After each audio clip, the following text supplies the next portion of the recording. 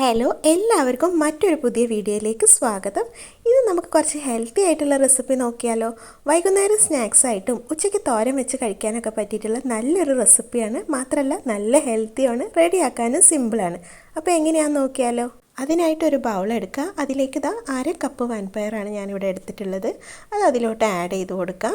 അതേ അളവിൽ തന്നെ അര കപ്പ് ചെറുപയറും എടുക്കുന്നുണ്ട്. അത് നമുക്ക് ഇതിൻ്റെ കൂടെ തന്നെ ചേർത്ത് കൊടുക്കാം. ഇനി ഇത് നന്നായിട്ടൊന്ന് വാഷ് ചെയ്തെടുക്കുക. ഇപ്പോൾ വൻപയറും ചെറുപയറൊക്കെ നമ്മൾ വാഷ് ചെയ്തെടുത്തിട്ടുണ്ട്. ഇനി ഇതൊന്ന് സോക്ക് ചെയ്ത് വെക്കണം. അതിന് വേണ്ടിയിട്ട് കുറച്ച് സാധാ വെള്ളം ഇതിലോട്ട് ഒഴിച്ചെടുക്കുന്നുണ്ട്. കടലയും പയറൊക്കെ മുങ്ങിക്കിടക്കാൻ പാകത്തിന് വേണം വെള്ളം ഒഴിച്ചു കൊടുക്കാൻ.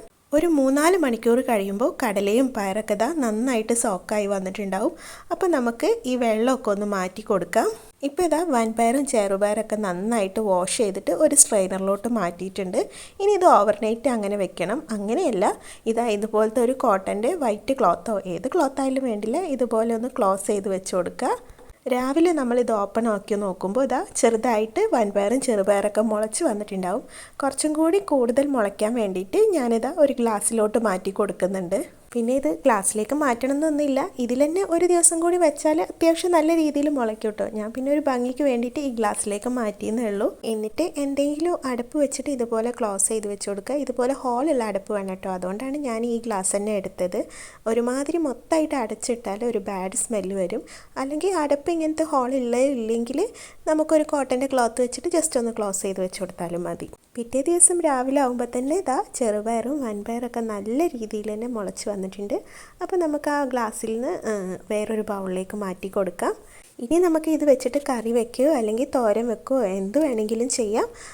നല്ല ഹെൽത്തിയാണ്. ജസ്റ്റ് ഞാനിത് വെച്ചിട്ട് ഒരു തോരൻ എങ്ങനെയാണ് ഉണ്ടാക്കുന്നതെന്ന് കാണിച്ചു തരാം. അതിനായിട്ട് ചൂടായ പാനിലേക്ക് കുറച്ച് വെളിച്ചെണ്ണ ആഡ് ചെയ്ത് കൊടുക്കാം. അതൊന്ന് ചൂടായി വരുമ്പോൾ കുറച്ച് കടുക് ചേർത്ത് കൊടുക്കുന്നുണ്ട്. കടുകൊക്കെ പൊട്ടി വരുമ്പോൾ ഒരു മീഡിയം സവാള ചെറുതായിട്ട് കട്ട് ചെയ്തത് ആഡ് ചെയ്ത് കൊടുക്കാം. ഇതിൻ്റെ കൂടെ തന്നെ 3 വെളുത്തുള്ളി ചതച്ചതും കുറച്ച് കറിവേപ്പിലയും ആവശ്യത്തിനുള്ള ഉപ്പും ചേർത്തിട്ട് ഒന്നിങ്ങ് വഴറ്റിയെടുക്കാം. 3 വെളുത്തുള്ളി ചേർത്ത് കൊടുത്തത് എന്തിനാണെന്ന് വെച്ചാൽ ചിലർക്ക് ഈ മുളപ്പിച്ച പയറും കടലയൊക്കെ വൈകുന്നേരം കഴിക്കുമ്പോൾ ഗ്യാസിൻ്റെ പ്രോബ്ലമൊക്കെ വരും. അപ്പോൾ അതില്ലാതിരിക്കാനാണ് 3 വെളുത്തുള്ളി ചേർത്ത് കൊടുത്തത്. ഇപ്പോൾ ഉള്ളിയൊക്കെ ഇവിടെ വഴറ്റിയെടുത്തിട്ടുണ്ട്. ഒരുപാട് അങ്ങ് വഴറ്റിയെടുക്കണ്ട. ഉള്ളിയുടെ പച്ചച്ചുവൊക്കെ മാറി വരുമ്പോൾ നമ്മൾ റെഡിയാക്കി വെച്ചിട്ടുള്ള ആ പയറില്ലേ മുളപ്പിച്ച്, അതൊന്ന് വാഷ് ചെയ്തിട്ട് വേണം ഇതിലോട്ട് ആഡ് ചെയ്ത് കൊടുക്കാൻ.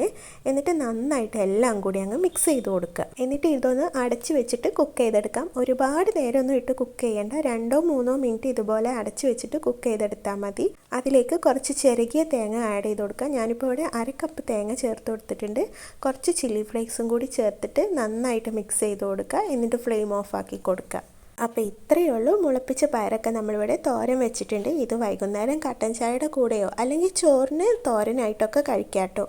നല്ല ടേസ്റ്റാണ്, ഹെൽത്തിയാണ്. അപ്പോൾ വീഡിയോ എല്ലാവർക്കും ഇഷ്ടപ്പെട്ടെന്ന് വിചാരിക്കുന്നു. ഇഷ്ടപ്പെട്ടാൽ സബ്സ്ക്രൈബ് ചെയ്ത് സപ്പോർട്ട് ചെയ്യാൻ മറക്കല്ലേ. അടുത്തൊരു വീഡിയോ ആയിട്ട് കാണുന്നവരെ എല്ലാവരും സേഫ് ആയിട്ടിരിക്കുക, ഹാപ്പി ആയിട്ടിരിക്കുക. Thank you for watching my video.